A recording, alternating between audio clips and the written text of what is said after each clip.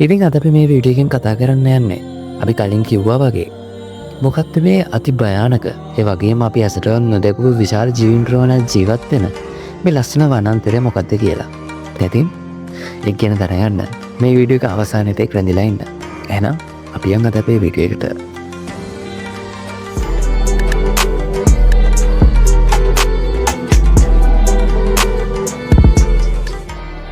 ඉතින් මේ වනාන්තරය සහ ගංගාව වෙන මොකක්වත් නෙමෙයි.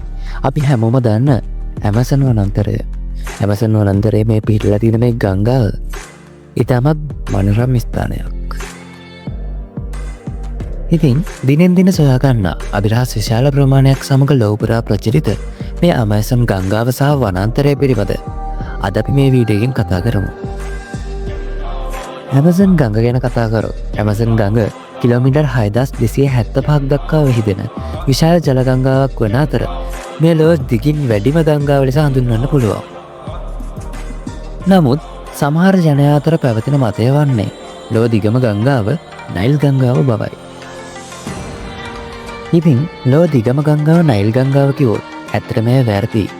ඒට හේතුව තමයි ඇමසන් ගංගාව කියන්නේ ගංගාවන් කිහිපයක එකතුවක් වන අතර ඇමසන් ගංගාව සහ තවත් ගංගාවන් එකට බද්ධ වෙමින් පවතිනවා. ඉතින් මේ වගේ හේතුන් නිසා ඇමසන් ගංගාවේ දිග වැනීමට පටන් ගන්නා ස්ථානය අනුව එහි දිග වෙනස් වෙන්න පුළුවන්. ඒ කෙසේ වුවත් මෙම දිගවල් සමග සංසන්දනයේදී නයිල් ගංගාව යනු ඇමසන් ගංගාවට සාපේක්ෂව ඉතා කුඩා ගංගාවකි. ඒ වගේම මේ ඇමසන් ගංගාව හඳුන්වන විවිධ නාමයන්ද පවතින අතර ඇමසන් ගංගාව සමග එකතු වන විවිධ අතු ගංගා නිසා ඇමසන් ගංගාවේ ජලයේ වර්ණයද වෙනස් වීමක් පෙන්නුම් කරනවා. එම ජලය සතු වර්ණ විපර්යාසය ස්ථානෙන් ස්ථානයට වෙනස් වීම පුදුමයට කාරණාවක්.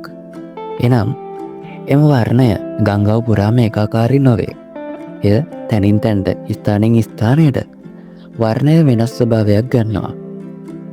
ඉතින් අපි ඇමසන් දෝනිය ගැන කතා කළොත් ඇමසන් දෝනිය කියන්නේ වැසි වනාන්තර වලින් වැසී තියෙන විශාල පහත් බිමක් වන අතර මේ වර්ග කිලෝමීටර් මිලියන 6.5ක් වැනි වබසරියක් ආවරණය කරනවා. ඒ ප්‍රමාණය පෘථිවියේ ගොඩබිමෙන් 5% වගේ ප්‍රමාණයක්. ඉතින් මේ විශාල වනාන්තරයෙන් වැසී තියෙන මේ අරමුපොතුම ඇමසන් ගංගාව ඉතාමත් ගැඹුරු වන අතර ඒ ගැඹුර මීටර් 100ට ආසන්න වන බවයි සඳහන් වන්නේ. මේ ඇමසන් ගංගාවට වසර මිලියන ගානක ඉතාමත් සංකීර්ණ සහ දීර්ඝ ඉතිහාසයක් පවතිනවා. එම ඉතිහාසය තුළ මෙම ඇමසන් ගංගාවේ දිශාව පවා අපස්සට හැරී ගමන් වීමක් වෙලා තියෙනවා. ඒ වගේම ඒ අවස්ථාවේදී මේ ටික කලකට අභ්‍යන්තර මොහොතක් බවට පත් වෙලා තියෙනවා. තවද මෙම ඇමසන් ගංගාව අප්‍රිකාවටද සම්බන්ධ වෙනවා. ඉතින් එහෙම වුණේ කොහොමද? ඒට හේතුව තමයි ඇමසන් ගංගාව එකී ඉතිහාසයේදී මහද්වීපයක සිට මහද්වීපයක් දක්වා ගමන් කරලා තියෙනවා. ඒ විශ්වාස කිරීමට නොහැකි කරුණක් වුවද එය ඇත්තක්.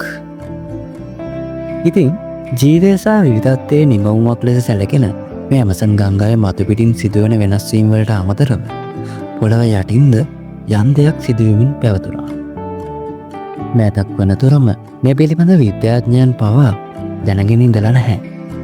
ඉතින් 2011 වර්ෂයේදී විද්‍යාඥයන් පිරිසක් විසින් ඇමසන් දෝනියේ භූවිද්‍යාත්මක ප්‍රතිඵල නිකුත් කරලා තියෙනවා. ඒ අනුව මේ ප්‍රදේශය සතුව පවතින පැරණි තෙල් නිදි 240ක තත්ත්ව මේ පත්‍රිකාවේ ඉදිරිපත් කරලා තියෙනවා. එම පත්‍රිකාවේ සඳහන් වන පරිදි මෙම අද්භූත ඇමසන් ගංගාව යටින් විශාල භූගත ප්‍රවාහයක් තියෙනවා. එය තිබෙන්නේ කිලෝමීටර් 4ක් පමණ යටින් වේ. ඉතින් මේ හඳුන්වා ඇත්තේ හම්සා ගංගාව යන නමිනි. ඒ වගේම ඇමසන් ගඟ කිලෝමීටර් 100ත් අතර පළල නමුත් හම්සා ගඟ කිලෝමීටර් 200 සිට 400 දක්වා පළල වෙනවා. ඉතින් මේ හම්සා ගංගාව ඇමසන් ගංගාවට වඩා සෙමින් ගලන කිලෝමීටර් 3000ක් පමණ දිග ගංගාවකි. මෙයට ගංගාවක් කිව්වත් මෙය ගංගාවක් ලෙස හැඳින්වීමෙහි නම් යම්තාක් දුරකට ගැටලුවක් පවතිනවා.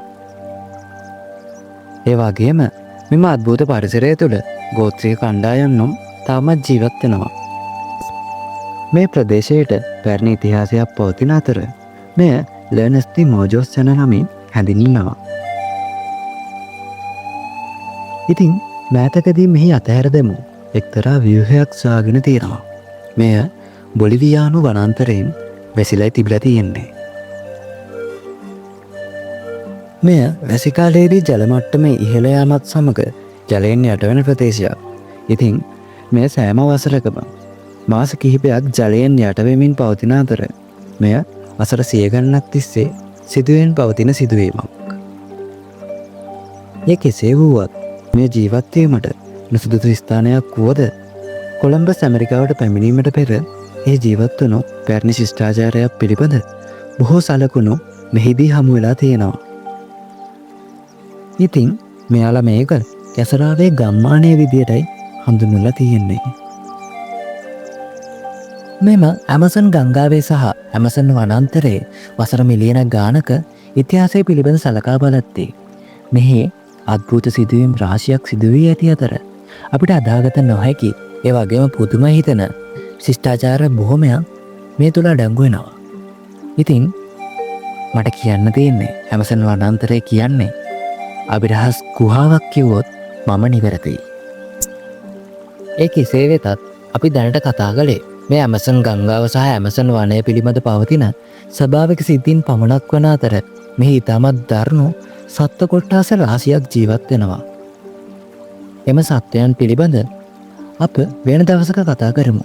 එහෙනම් මේ ඇමසන් වනාන්තරයේ සිදුවන අద్භූත සහ පුදුමාකාර දේවල් පිළිබඳ වීඩියෝව අද මම මෙතනින් නවත්තනවා. ඉතින් මම හැමදාමත් කියනවා වගේ මෙවැනි දියුණු කාලවකවානුවකදී පවා අපට සොයාගත නොහැකි සහ තවමත් විසඳා ගැනීමට නොහැකි වුණු අභිරහස් ගණනාවක් මේ ලෝකයේ පුරා පවතිනවා.